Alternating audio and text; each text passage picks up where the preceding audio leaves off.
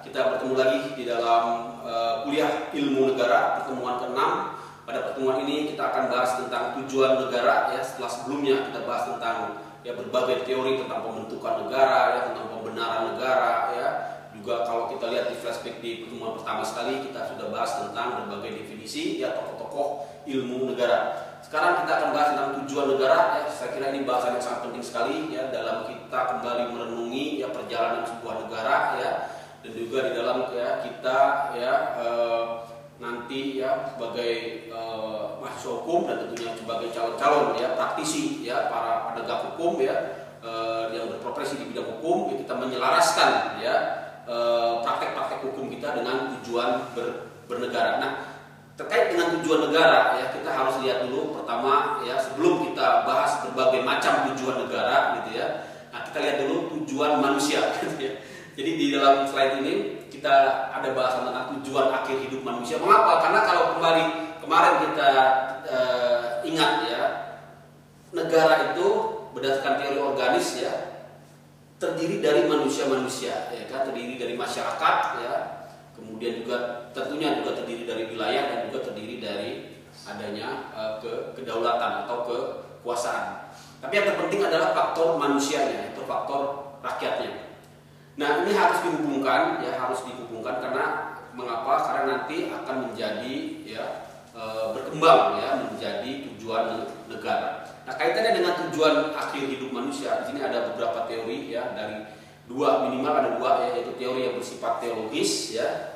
Teori yang bersifat teologis ini tentunya dikemukakan oleh tokoh-tokoh yang sudah sering kita dengar, misalnya dari Agustinus ya, yang disebut dengan De Civita Dei ya, artinya cita-cita ya, nilai-nilai ideal ya dari ketuhanan ya, masyarakat dunia ya, sebagai lawan ya dari sebaliknya cita-cita yang cita-cita setan ya, cita-cita iblis atau civita terrena. Nah, ini ya selalu dikaitkan dengan aspek tadi aspek teokrasi ya, aspek teologis ya, aspek teologis ya, di mana nilai dunia untuk tujuan akhir yaitu kecintaan kepada Tuhan. Jadi memang ini tujuan manusia, tapi tentunya dikaitkan dengan tujuan negara ya, tentunya negara juga mengarah kepada cita-cita ideal yang ada di dalam pandangan-pandangan religi itu ya. Nah, selain itu ada tokoh lain yang mungkin juga bisa kita sampaikan di dalam ilmu negara ini. Selain dari tokoh-tokoh yang berasal dari negara-negara Eropa, ya, kita juga perlu mengenal ya tokoh-tokoh yang berasal dari Timur Tengah, ya, dari kasanah keislaman, karena Indonesia juga bagian ya dari salah satu unsur yang sangat mempengaruhinya yaitu unsur Islam. Di sini misalnya dari tokoh ya Ibnu Taimiyah ya, negara. Jadi kalau kita lihat Ibnu Taimiyah mendefinisikan negara ya sebagai sarana untuk mewujudkan syariah. Nah, ini ya. Ini perlu kita pahami juga ya. Ini memang suatu ya sistem yang juga berkembang yang namanya sistem hukum Islam, di mana negara itu untuk mewujudkan syariah. Dengan demikian ya terdapat supremasi hukum ya. Supremasi hukum itu artinya ya di mana syariah bisa dijalankan. Tujuan negara menurut syariah adalah memfasilitasi pengabdian kepada Allah Subhanahu wa taala sehingga terbentuk negara adil, makmur dan diridhoi Allah. Itu satu bahasan yang juga perlu kita pahami ya tentang tujuan bernegara.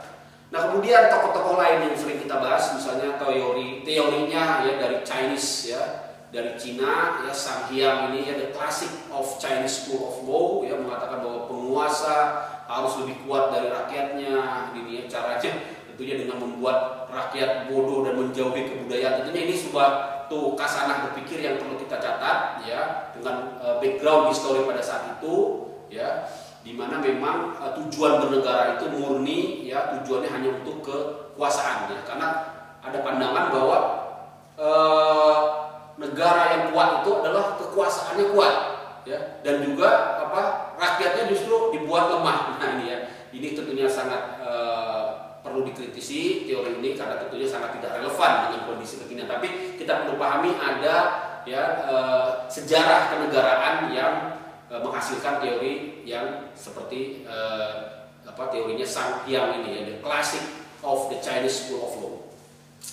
Kemudian teori Machiavelli kemarin juga sudah kita bahas, hampir sama dengan teorinya Sang Hyang, artinya negara adalah untuk mempertahankan kekuasaan kekuasaan, tujuan negara adalah untuk keamanan, ketentraman, ketertiban, sehingga menghasilkan ya praktek-praktek kenegaraan yang bersifat absolutisme, ya praktek-praktek negaraan yang menghasilkan kediktatoran, ya atau diistilahkan dengan police state, ya negara yang hanya fokus kepada ketertiban, keamanan, ya atau negara penjaga malam. Yang tentunya tadi ya, kerangka berpikirnya berasal dari pandangan-pandangan yang bersumber dari negara sebagai kekuasaan.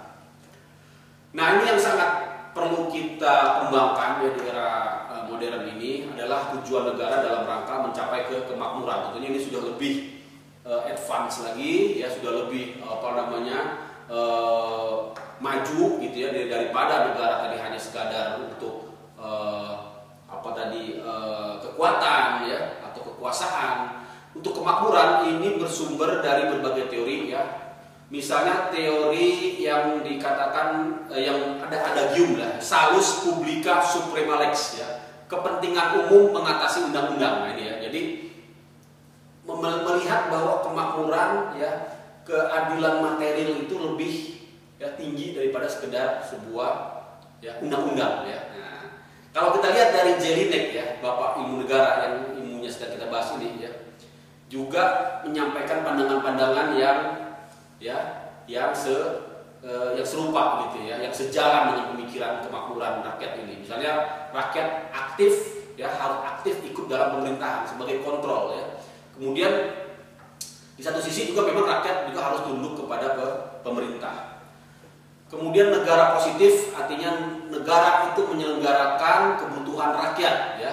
Nah, sedangkan negara itu negatif atau tidak dalam hal tidak campur tangan dalam urusan rakyatnya. Jadi ini memang sudah berkembang menjadi sebuah pemikiran yang berkembang di zaman modern ini.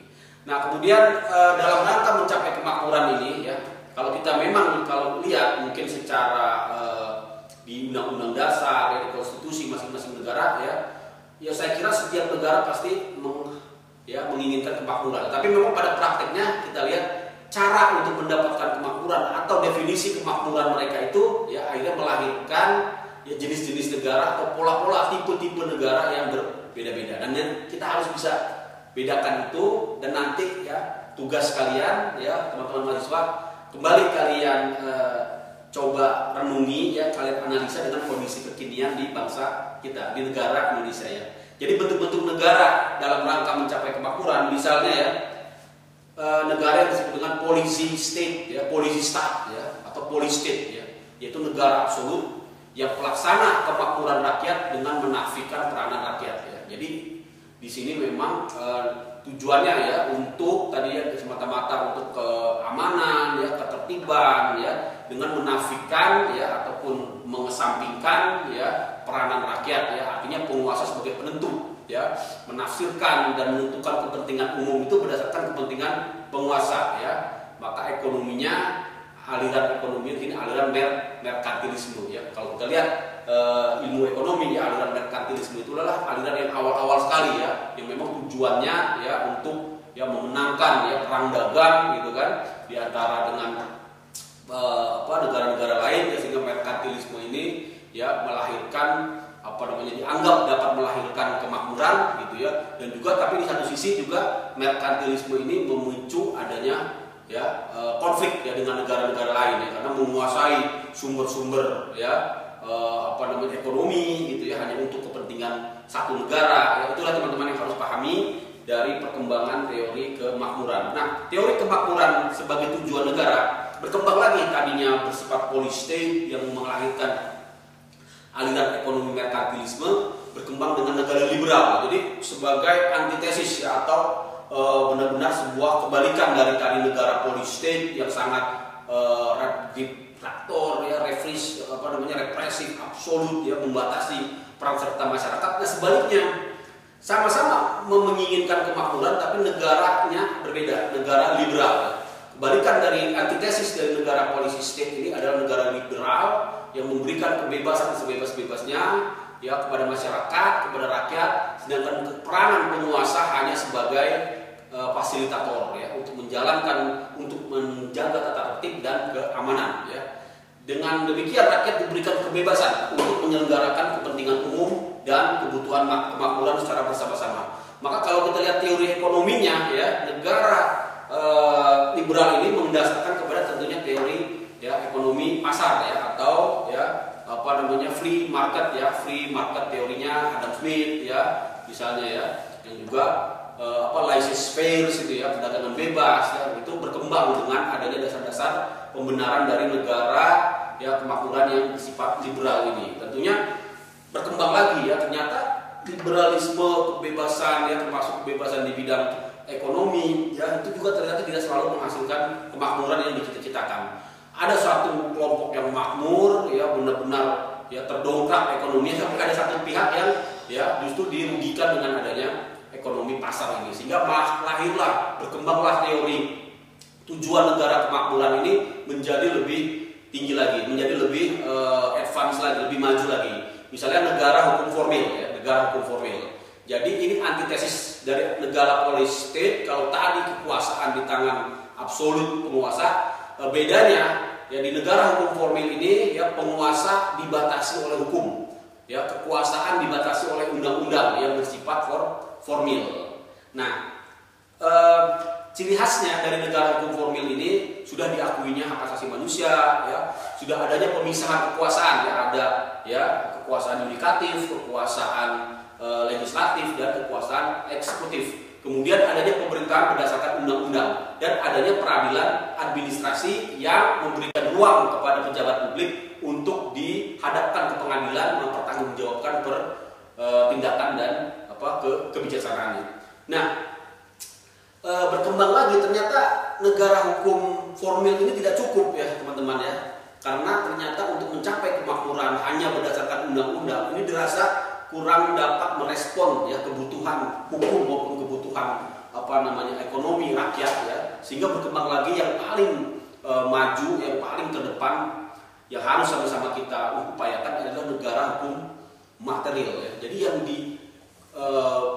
dituju adalah kesejahteraan welfare state yang mementingkan segi materialnya ya. Jadi tidak terpaku kepada bentuk formil undang-undang ya, maka di dalam negeri hukum material ini ya berdasarkan prinsip diskresional ya, artinya memberikan ya kepada negara ya untuk bisa mengejar ya kepentingan, untuk bisa mencukupi mensejahterakan rakyat ya, tidak terbatas kepada undang-undang tapi memiliki kewenangan yang bersifat diskresional. Saya kira itu teman-teman ya. Jadi intinya ya untuk tujuan bernegara ini sangat banyak sekali ya. Intinya adalah tujuan bernegara ya harus dilihat dari tujuan manusia, juga ada yang mendasarkan tujuannya kepada aspek religi atau aspek teologis ya, kemudian juga mendasarkan ya tujuannya kepada aspek kekuasaan ya atau kekuatan. Tokoh-tokohnya tadi sudah sama kita bahas. Yang ketiga tentunya teori atau tujuan negara yang sangat luhur, yaitu mencapai kemakmuran. Tapi di dalam rangka mencapai kemakmuran ini ternyata ada banyak ya variasinya, tipe-tipenya, dan itu sudah sama-sama kita lihat. Nah, sekarang PR-nya untuk teman-teman sekalian, coba ya lihat kondisi negara Republik Indonesia sekarang ini ya. Silakan teman-teman lihat teori-teori yang sudah saya jabarkan tadi. Nah, kemudian teman-teman sampaikan ya di aplikasi, nantinya silakan dibuat tulisannya pendapat teman-teman tentang kondisi Indonesia. Apakah sebenarnya tujuan negara ini, apakah kekuatan, kekuasaan, apakah teologis, ya, apakah kemakmuran? Kalau kemakmuran ini yang mana ya? Kemakmuran versi liberal, kemakmuran versi police state, atau kemakmuran versi negara hukum? Negara hukum pun ada dua kan? Negara hukum formil dan negara hukum material. Yang mana Indonesia? Ini berdasarkan pendapat teman-teman, tidak hanya terbatas pada teks yang ada di Undang-Undang Dasar, tapi juga berdasarkan kondisi real yang teman-teman bisa rasakan apa yang ada di negara Indonesia. Baik, terima kasih. Saya akhiri pertemuan ini. Kita jumpa lagi di